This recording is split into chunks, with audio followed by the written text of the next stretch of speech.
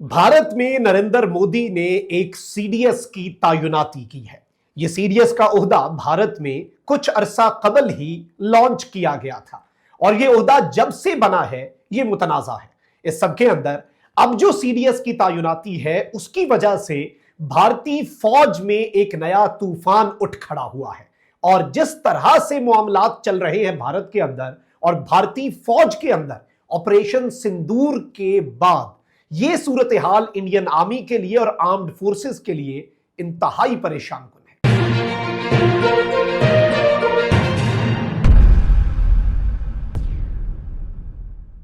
बिस्मिल्लाहिर्रहमानिर्रहीम, अस्सलाम वालेकुम। मैं हूं मखदूम शहाबुद्दीन। 4 जून 2026 जुमेरात का दिन।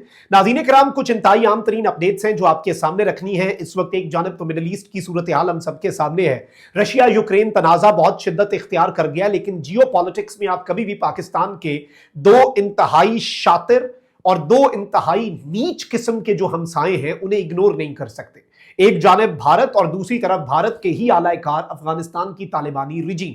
जब से पिछले साल मई 2025 में भारत को शिकस्त का सामना करना पड़ा, उस दिन से लेकर आज के दिन तक पिछले एक साल में पाकिस्तान की कामयाबियां तो पूरी दुनिया ने विटनेस की, लेकिन जिस तरह से इंडिया डिप्लोमेटिकली आइसोलेट हुआ, इंडियन आर्मी और इंडियन एयरफोर्स और इंडिया की आर्म्ड फोर्सेस का तशख्खुस पूरी दुनिया में उसका कबाड़ा निकल गया, उसका भुरकस निकल गया, इसकी मिसाल नहीं मिलती। और अब नरेंद्र मोदी की अपनी सियासत के दर पे वो नफरत हो चुकी है जो उसी ने परवान चढ़ाई थी अपनी सियासत चमकाने के लिए। मोदी को बता दिया गया है कि भाई पाकिस्तान के खिलाफ तुमने जंग जो है जो हारी थी, जब तक तुम अपनी हार को जीत में नहीं बदलते तुम्हारा पॉलिटिकल फ्यूचर हवा में मुअल्लक रहेगा और अगर तुम ये ना कर पाए तो हम तुम्हारी जगह योगी आदित्यनाथ को ले आएंगे। अब नरेंद्र मोदी इंडिया की मिलिट्री को किस तरह से यूज कर रहा है, और याद रखिएगा कि मिलिट्री एक पॉलिटिकल टूल के तौर पे नरेंद्र मोदी जैसे फाशिस्ट के हाथ में आ जाए तो फिर जुल्म और जबर का बाजार जो है वो गर्म हो जाता है। इस सबके अंदर कुछ आम तरीन डिटेल्स हैं जो आपके सामने रखनी है और इंडिया के सीडीएस के हवाले से जो डेवलपमेंट्स हैं और ये शख्स कौन है और किस तरह से नरेंद्र मोदी इस शख्स से उम्मीदें लगाए हुए हैं, ये सारी डिटेल्स हमने आपके सामने रखनी है। लेकिन उससे पहले अगर अभी तक आपने इस वीडियो को लाइक नहीं किया, लाइक जरूर कर दें, कमेंट सेक्शन में राय का इजहार भी कीजिएगा और पाकिस्तान जिंदाबाद का नारा आपने कमेंट सेक्शन में जरूर लिखना है। नाज़रीन इकराम, सूरत हाल ये बनी है कि इंडिया में इस वक्त आर्मी चीफ भी है, एयर चीफ भी है, नेवी का चीफ भी है, लेकिन जो सीडीएस का ओहदा खाली हुआ है उसके लिए जिस शख्स का इंतखाब किया गया है, ये बड़ी इंटरेस्टिंग डेवलपमेंट है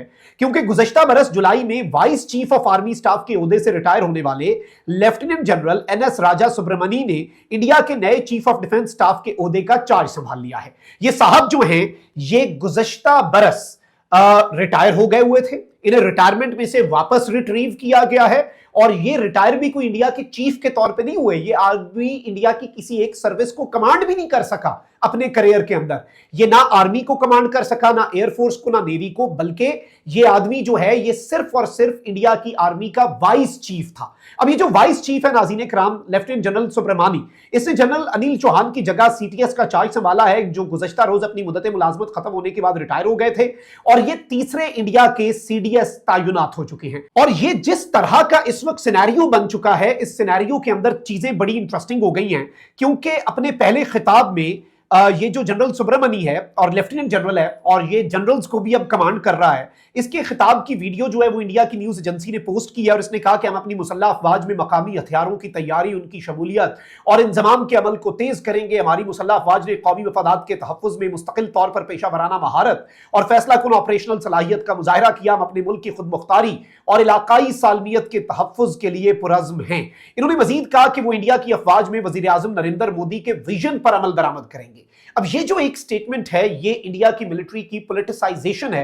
उन्होंने ये नहीं कहा कि किसी पार्टी का नाम भी नहीं, किसी अपनी रियासत का आप नाम लेते हैं प्राइम मिनिस्टर, या फिर आप ये कह देते हैं कि जो हमारे मुल्क की एग्जीक्यूटिव का एक मिशन है, एजेंडा है, उसे आगे लेकर चलेंगे। लेकिन ये जो जनरल साहब हैं, लेफ्टिनेंट जनरल, जो कि अब अपने जूनियर्स को कमांड कर रहे हैं, और क्या इनके जूनियर इन्हें सल्यूट मारेंगे? क्या एक जनरल जो है वो एक लेफ्टिनेंट जनरल को सल्यूट मारेगा? ये इंडिया के अंदर एक नया काम होगा और इसने आते साथ ये वाजे कर दिया कि ये क्यों इंडिया का नया सीडीएस लगाया गया है और इसने ये कहा है कि ये नरेंद्र मोदी के विजन पर ही अमल दरामद करेगा।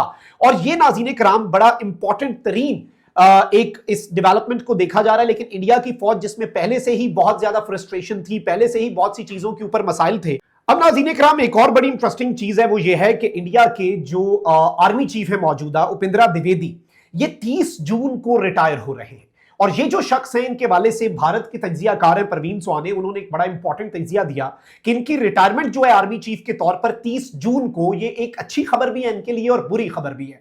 अच्छी खबर ये है कि इंडिया के आर्मी चीफ हैं और ये जनरल हैं, याद रखिएगा, तो एक महीने के लिए तो ये अब अपने जूनियर को सलूट ठोकेंगे। लेकिन इस सब के अंदर परवीन स्वाने कहते हैं कि इन्होंने बहुत सख्त तरीन कोशिश की। बुरी खबर यह है कि इन्होंने बहुत कोशिश की इंडिया का सीडीएस बनने की। Sadly he did not realise that closeness to the NSA was the only qualification for this post. यानी अजित डोवल का कुर्ब जो है, नेशनल सिक्योरिटी एडवाइजर, इंतहाई बदनामे जमाना अजित डोवल का जो कुर्ब है, वो इस वक्त एक क्वालिफिकेशन है सीडीएस के लिए। ये शख्स जो है नाज़रीन इकराम परवीन स्वानी, इसके वाले से मैं आपको ये बता दूं कि ये इंडिया की आर्मी का एक फॉर्मर पार्ट भी रहे और इंडिया के अंदर रैशनल बात करने वाली शख्सियत है।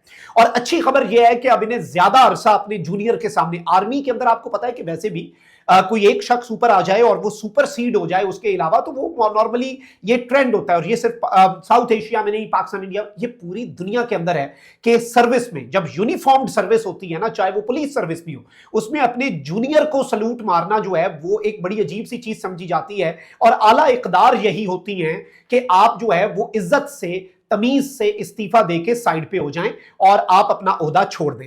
अब ये जो इंडिया के आर्मी चीफ हैं, इन्होंने बहुत कोशिश की सीडीएस बनने की। इनके ही डिप्टी आर्मी चीफ या वाइस आर्मी चीफ जो है, जो पिछले साल रिटायर हो चुका था बतौर वाइस चीफ, लेफ्टिनेंट जनरल था और फुल जनरल भी नहीं था, वो अब एक जनरल का भी सरबराह आकर बन जाता है, सीडीएस बन जाता है। और इस सबके अंदर अब नाज़रीन इकराम इंडिया के जो दीगर नरेंद्र मोदी की सोच वाले आर्मी के लोग हैं, वो परवीन स्वाने के ऊपर चढ़ दौड़े हैं और वो कहते हैं कि जी तुम आर्मी में गए और तुम्हें वहां पर इंतहाई अजीबो गरीब काम करने की वजह से दुनिया के और आर्मी के और इंडिया के बेहतरीन प्रीमियर इंस्टीट्यूशन से निकाल बाहर किया गया और तुम्हें उसका गुस्सा है, ये है वो है, तुम देशद्रोही हो। लेकिन इस वक्त इंडिया के अंदर और इंडिया की फौज के अंदर देखिए, इंडिया की आर्मी के मोराल के लिए भी ये अजीब सी चीज है कि उनका चीफ जो है वो एक जूनियर को सलूट मार रहा है, उनका चीफ इस काबिल नहीं है। और ये एक बिल्कुल डिफरेंट सी चीज है। और इंडिया के आर्मी चीफ पर भी ये सवाल हो रहा है कि भाई तुम 30 जून तक अब करोगे क्या? अभी तो पूरा महीना पड़ा है और तुम्हारा जो जूनियर है वही अगर सीडीएस बन गया है तो तुम्हारी वक़्त, तुम्हारी हैसियत, तुम्हारी पोजीशन क्या है, यह भी एक इंतहाई अहम तरीन नुक्ता है। तो अब इस वक्त बताया यह जा रहा है कि इंडिया के अंदर यह डिबेट भी चल पड़ी है, इंडिया के अंदर इस वक्त फौज के अंदर भी इस वक्त तशवीश पाई जा रही है। और इससे पहले भी इंडिया में एक यूनिफाइड स्ट्रक्चर जो है, पाकिस्तान तो उसकी तरफ बढ़ गया, अल्लाह का शुक्र है, क्योंकि हमारे लिए कंट्री फर्स्ट, लेकिन इंडिया में जो यूनिफाइड स्ट्रक्चर है उसकी राह में इंडिया की एयरफोर्स जो है वो एक बड़ी रुकावट बनती है। लेकिन अब इंडिया की एयरफोर्स को कहा गया है कि भाई तुम लोग करते क्या हो, तुम लोग सिर्फ जहाज गिराते हो, तो अब तुम लोग जो है वो भी जरा सीधे हो जाओ और अब जरा चीजों को नरेंद्र मोदी के हिसाब से और अजित डोवल के हिसाब से लेकर चलना होगा। तो ये भी एक बहुत बड़े चैलेंज के तौर पर चीज जो है ये सामने आ रही है। ये सारी डेवलपमेंट्स आपके सामने रखना बहुत ज्यादा जरूरी थी और ये एक बहुत बड़ी और मैसिव अपडेट है। और जारी बात है कि हमारी भी नजर है। और ये शख्स जो आया, इसे पाकिस्तान एंड चाइना स्पेशलिस्ट कहा जा रहा है, क्या ये आकर नरेंद्र मोदी के नेफेरियस डिजाइन्स और सिंदूर 2.0 की तरफ बढ़ेगा? ये उससे भी बड़ा सवाल है, इसीलिए हमारी इस खबर पर नजर भी है। अपना बहुत ख्याल रखें। पाकिस्तान जिंदाबाद।